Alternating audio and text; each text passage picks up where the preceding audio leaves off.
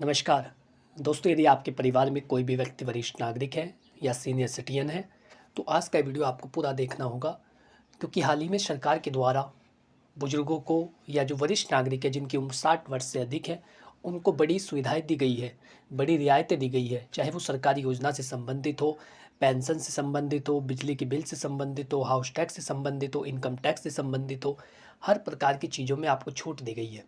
विधि वार्ता के खास एपिसोड में आपका स्वागत है, जहाँ पर आज मैं आपको बताने वाला हूँ कि 60 साल से अधिक व्यक्तियों के लिए, जिनकी उम्र 60 से अधिक है, उनके लिए किस प्रकार से मौज आ गई है और कैसे सरकार के द्वारा जो सुविधा दी गई है आप उनका लाभ ले सकेंगे और कौन कौन सी मुफ्त में सुविधा आपको दी जाती है। तो जानने के लिए अंत तक बने रहे, और यदि कोई परिचित व्यक्ति आपका हो जो कि बुजुर्ग हो तो उस तक इस वीडियो को पहुँचाइए ताकि वो भी इस महत्वपूर्ण जानकारी का लाभ ले सके। दोस्तों, मैं आपसे अनुरोध करता हूँ, यदि आप चैनल पर पहली बार आए हैं तो आपसे निवेदन है कि इस चैनल को सब्सक्राइब कर ले ताकि हमें अगली वीडियो बनाने का प्रोत्साहन मिल सके और भी महत्वपूर्ण विषय को हम आपके समक्ष लेकर के आए। उसके लिए आपसे यह आग्रह है कि चैनल को सब्सक्राइब कर ले और बेल आइकन प्रेस करें ताकि नई वीडियो की नोटिफिकेशन आप तक पहुँच सके। सबसे पहली योजना की यदि मैं बात करूँ या सबसे पहली मुफ्त सुविधा की, तो वो है सरकारी योजनाओं में प्राथमिकता। जो सरकारी योजनाएं सरकार के द्वारा चलाई जाती है उनमें बुजुर्गों को प्राथमिकता मिलती है।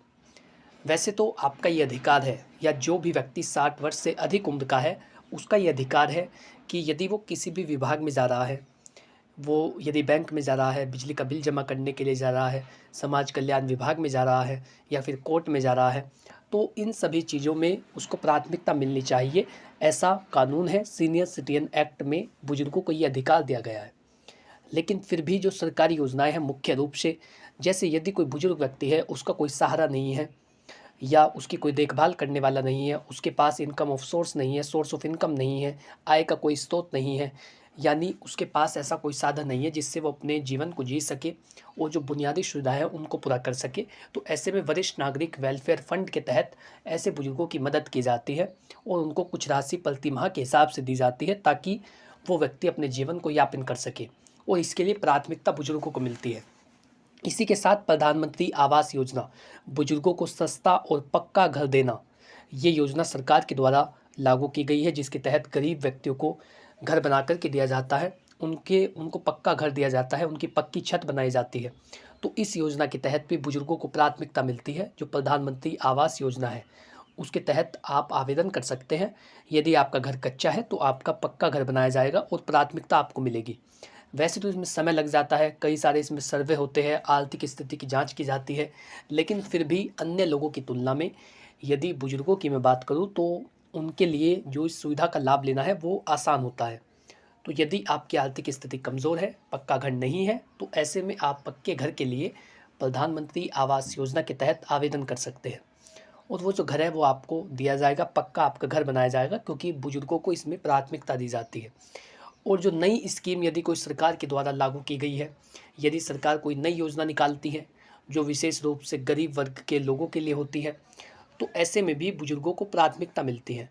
पहले उनका जो कार्य है वो किया जाता है, पहले उनके आवेदन किए जाते हैं और विशेष रूप से ध्यान दिया जाता है कि कोई भी बुजुर्ग व्यक्ति किसी सरकारी योजना से वंचित ना रहे जो उनके लिए लागू की जा रही है।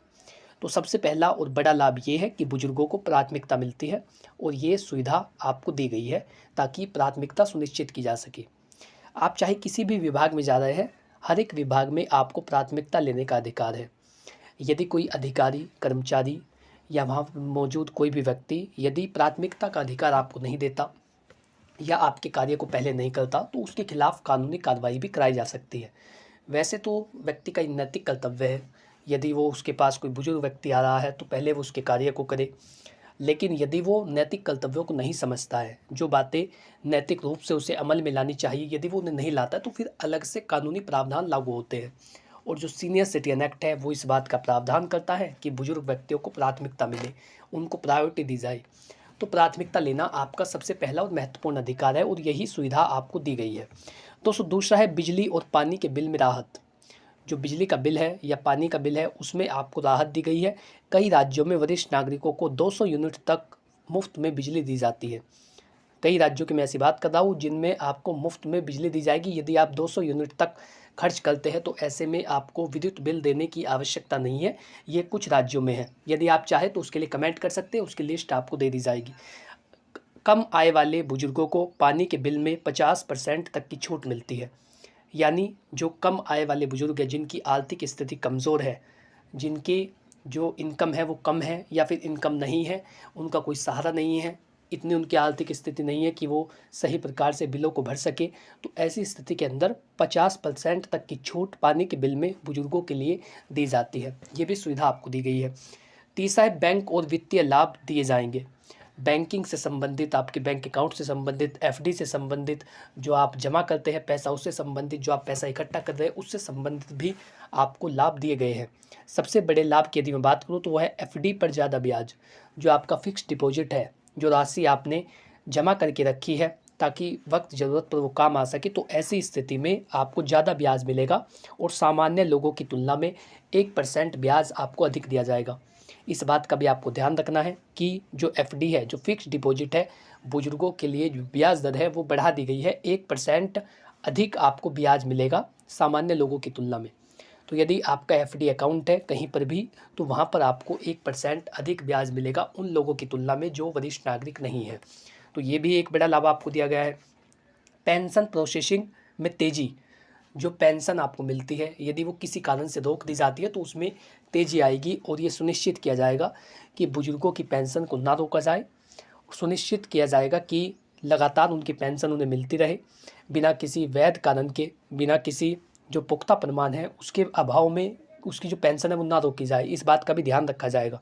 पेंशन फाइल जल्द से जल्द निपटाई जाएगी। यदि पेंशन से संबंधित केस न्यायालय में कोई डाला जाता है, यदि कोई बुजुर्ग ये आरोप लगाता है कि उसकी पेंशन को रोक दिया गया है, या फिर वो ये कहता है कि उसकी पेंशन बिना किसी कारण की रोकी गई है, तो उसकी फ़ाइल को जल्द से जल्द निपटाया जाएगा। ये भी प्रावधान किया गया है।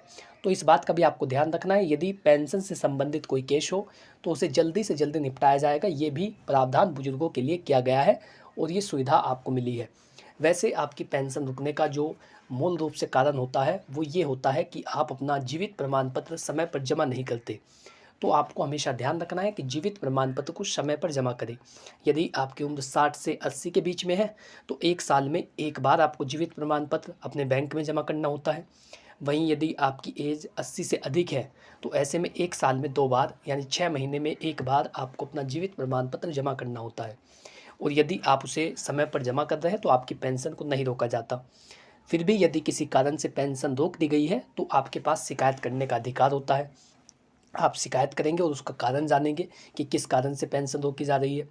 पेंशन रोकने का जो कारण है वो उचित होना चाहिए, या तो कोई टेक्निकल इशू हो या आपके बैंक अकाउंट में कोई प्रॉब्लम हो जिस कारण से पेंशन नहीं आ रही है। लेकिन बिना किसी वैध कारण के आपकी पेंशन को नहीं रोका जा सकता, क्योंकि ये एक क्राइम होता है यदि कोई व्यक्ति बिना किसी कारण के किसी की पेंशन को रोक रहा है और उसे लाभ लेने में जो है उसके बाधा उत्पन्न हो रही है, तो ऐसे में भी उसके खिलाफ कानूनी कार्रवाई कराई जा सकती है। तो पेंशन प्रोसेसिंग में तेज़ी भी आपको सुविधा दी गई है। यानी यदि आपकी पेंशन को रोक दिया जाता है तो ऐसे में आप उसे जल्द से जल्द शुरू करा सकते हैं और जो पेंशन की फ़ाइल है, पेंशन के केस है, उनको जल्दी से जल्दी निपटाया जाएगा। इनकम टैक्स में छूट, ये भी सुविधा आपको दी जा रही है कि यदि आपकी उम्र 60 साल से अधिक है, आप 60 साल से अधिक वाले व्यक्ति, आप वरिष्ठ नागरिक हैं, तो ऐसे में आपको आय में छूट मिलेगी। जो आप इनकम टैक्स की जो फाइल भरते हैं उसमें आपको छूट मिलेगी। यदि आपकी सालाना आय 2.5 लाख रुपए है या उससे कम है तो ऐसे में आपको कोई भी टैक्स देने की ज़रूरत नहीं है। वहीं यदि आपकी एज 80 वर्ष हो तो ऐसे में 3 लाख रुपए तक की आय पर आपको कोई भी टैक्स देने की ज़रूरत नहीं है। ये भी सुविधा बुजुर्गों के लिए दी जाती है। यानी वो टैक्स आप बचा सकते हैं जो सरकार को देना होता है। यदि आप वरिष्ठ नागरिक हैं तो 2.5 लाख रुपए तक की आय पर कोई भी टैक्स देने की आपको ज़रूरत नहीं है। मेडिकल सुविधाओं में बढ़ी हुई छूट, यानी जो मेडिकल की सुविधा है, स्वास्थ्य संबंधी जो सुविधाएं हैं उनमें भी छूट दी गई है। 60 वर्ष से अधिक उम्र के नागरिकों को फ्री में मेडिकल चेकअप कराने का अधिकार है। आप किसी भी सरकारी अस्पताल में जाइए, वहाँ पर आप मुफ्त में चेकअप करा सकते हैं। ये सुविधा आपको दी जाती है। वहीं एक वरिष्ठ नागरिकों के लिए सीनियर सिटीजन वार्ड भी बने होते हैं। यदि अस्पताल में भीड़ है तो आप वरिष्ठ नागरिक वार्ड में एडमिट हो सकते हैं, भर्ती हो सकते हैं। वहाँ पर आप आराम कर सकते हैं जैसे भी स्थिति हो, यानी आपके लिए अलग से सुविधा आपको दी जाती है। आयुष्मान भारत योजना में विशेष लाभ, 5 लाख रुपए तक का इलाज सरकार के द्वारा आपका मुफ्त में किया जाता है। यदि आपको कोई बीमारी है तो आप उसका इलाज 5 लाख रुपए तक यदि उसमें खर्चा आता है तो वो सरकार देती है। आयुष्मान कार्ड आप बनवा सकते हैं। सीनियर सिटीजन कार्ड के आधार पर वो बहुत ही जल्द आपका बना दिया जाएगा। सीनियर सिटीजन कार्ड जब आपका बनेगा तो उसके तहत भी आप बहुत सारी सरकारी सुविधाओं का लाभ ले सकेंगे। यदि आपका आयुष्मान कार्ड बन चुका है तो ऐसे में जो मेडिकल संबंधी सुविधा है वो आपको मुफ्त में मिलती है। मेडिकल स्टोर पर दवाओं में छूट, 40% तक की छूट जन औषधि केंद्रों पर आपको मिल सकती है। ये भी बड़ा लाभ आपको दिया गया है। तो ये वो महत्वपूर्ण लाभ थे जिनकी जानकारी बुजुर्गों को होनी ज़रूरी है। जो सरकारी योजनाओं में प्राथमिकता है, बिजली और पानी के बिल में छूट है, बैंक और वित्तीय लाभ आपको दिए जाएंगे और इसी के साथ मेडिकल सुविधाओं में भी आपको छूट दी गई है। तो ये लाभ आपको कैसे लगे कमेंट बॉक्स में बताइए। यदि इससे संबंधित आपका कोई सवाल हो तो नीचे कमेंट बॉक्स में पूछ सकते हैं, बहुत ही जल्द आपको उसका उत्तर दिया जाएगा। यदि आप चाहते हैं किसी अन्य विषय पर वीडियो बनाई जाए तो उसके लिए आप हमें कमेंट लिख सकते हैं। अलग अलग विषय पर भी वीडियो बनाई जाएगी, आपके कमेंट का जवाब दिया जाएगा, आपके सुझाव को ध्यान से देखा जाएगा और जो भी आप चाहते हैं उसी के अनुसार अगली वीडियो बनाई जाएगी। Thank you for watching this video. अपना कीमती समय देने के लिए धन्यवाद।